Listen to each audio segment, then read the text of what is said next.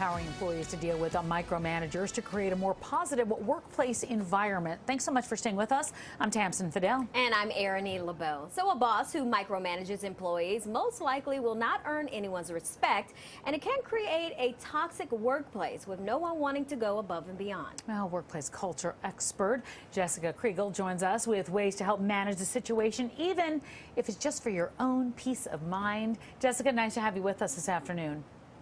Thanks for having me. So let's start out with the definition. What does it mean to be micromanaged? Micromanagement is when your leader, or it could even be someone that's not your leader, it could be a peer or someone on a different team within the organization, is paying a lot of attention to the work that you're doing, and they want a lot of oversight. So maybe they're trying to control the work that you're doing or how you're going about doing the work, or maybe they're just checking in incessantly. That is micromanagement. So why have you found that something like this actually happens in the workplace?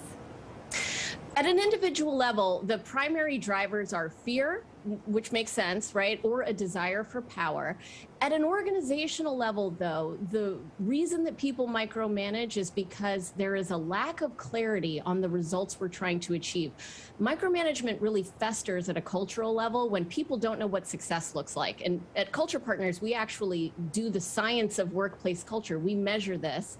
And what we found was the #1 predictor of culture strength is if there's a clarity of results. So if you're laser focused on culture, you're going to make sure that people know what we're trying to achieve. And if you do that, you're not going to have a lot of micromanagement within the organization. Yeah, so you're not going direction to direction and changing things on a whim. So let's talk about some of the signs that you are being micromanaged if you are. Okay, so let's say that your leader is constantly talking to you about how to do the job rather than why you're doing the job or what the expectations of that role are. That's one clear sign. Another is that your leader just doesn't delegate. They're not actually letting you do the work in an autonomous way. Another is that they're redoing your work. Your manager might actually be giving you a lot of unsolicited advice, or they might even just come in and do the work for you. That is clear micromanagement. Those are some great examples there. Can you give us another example of what this actually looks like in the workplace? Yes. Oh, I can tell you from experience because I used to do this in the workplace with my manager. It was so annoying.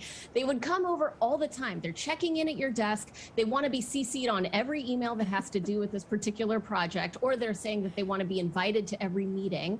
In the work from home environment, they're calling you and they're texting you, or they're saying impromptu Zoom call really quick to check in constantly, or they're just doing the work for you. I mean, that's really when the manager takes over your job. That is the worst form of micromanagement.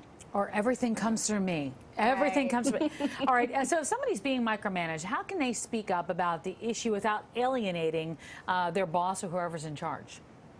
Yeah, that's a great question. You can start by not having to force the conversation in an awkward way. You can just start by over-communicating about the project.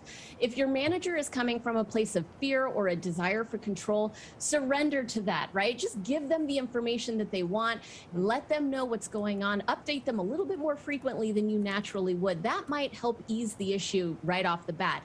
If that's not working, you may have to have an uncomfortable conversation. And the language that you want to use is the language of workplace culture. We say that culture is the experiences you have which lead to the beliefs about the workplace and your peers.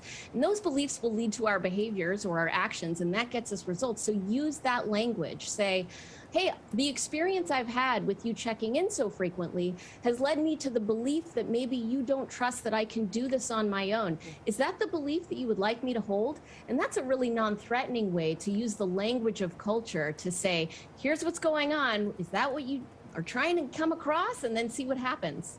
Okay, so Jessica, what impact would you say that micromanaging could have on an employee or just an organization? It's really not good. I mean, first of all, it can lead to increased burnout because employees are having to do so much more work just to get the task done and make sure that the manager is handled, right?